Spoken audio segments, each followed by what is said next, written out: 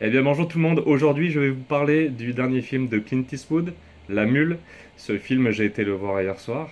Je me suis dit waouh, Clint Eastwood ça va être au même niveau que Gran Torino. Ça va être un truc de fou avec un super finish.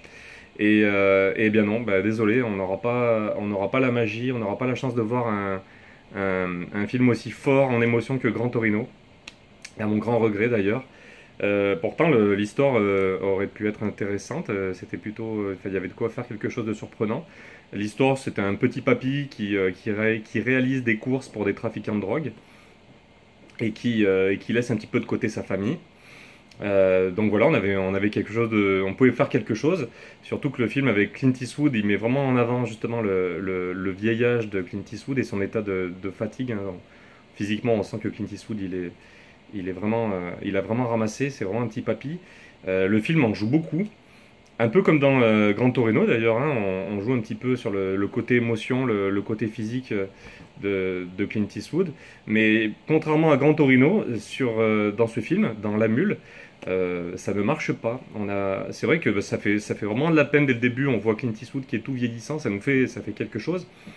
Mais par rapport au scénario, le final notamment, ça nous fait ni chaud ni froid, quoi.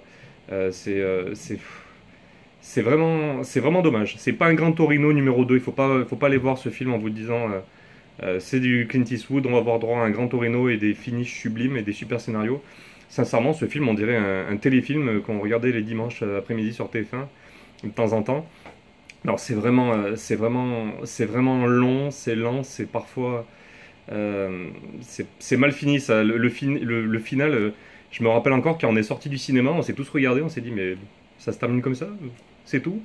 On attendait encore de voir autre chose, on attendait la pirouette que l'on avait eue dans Gran Torino, et là, bah, rien du tout. Donc film carrément décevant, surtout pour un Clint Eastwood. D'autant plus qu'il y a des acteurs incroyables, hein. Moi j'ai vu Lawrence Fishburne, j'ai vu Andy Garcia pour accompagner Clint Eastwood. J'ai vu ben, Bradley Cooper, qu'on avait vu dans de Star is Born. Superbe film au passage. Et voilà, donc une belle brochette d'acteurs, mais un scénario vraiment plat, un finish vraiment décevant. N'allez pas voir ce film en vous disant c'est un Gran Turismo bis. Il n'y a rien à voir. C'est complètement décevant. Moi, je le déconseille, hein. C'est vraiment un film à regarder un dimanche après-midi à la maison et encore pour vous endormir après manger.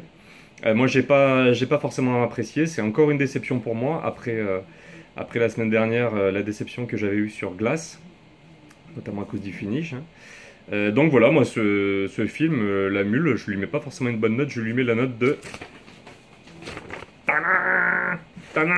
C'est à l'envers, je sais plus. Je lui donne un 8 sur 20. C'est pas super. Moi, je déconseille et c'est vraiment dommage parce qu'en voyant le nom de Clint Eastwood, on pouvait s'attendre à quelque chose de meilleur que ça. Mais c'est vraiment décevant.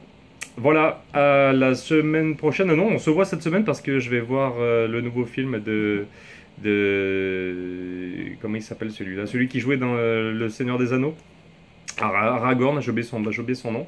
Et je vais aussi voir l'avant-première de Dragon 3, donc je vous dirai ce que j'en ai pensé. A bientôt tout le monde, n'hésitez pas à vous abonner à la chaîne, je mets des critiques de temps en temps, enfin même toutes les semaines. Voilà, ça coûte rien, c'est rapide. A bientôt, salut!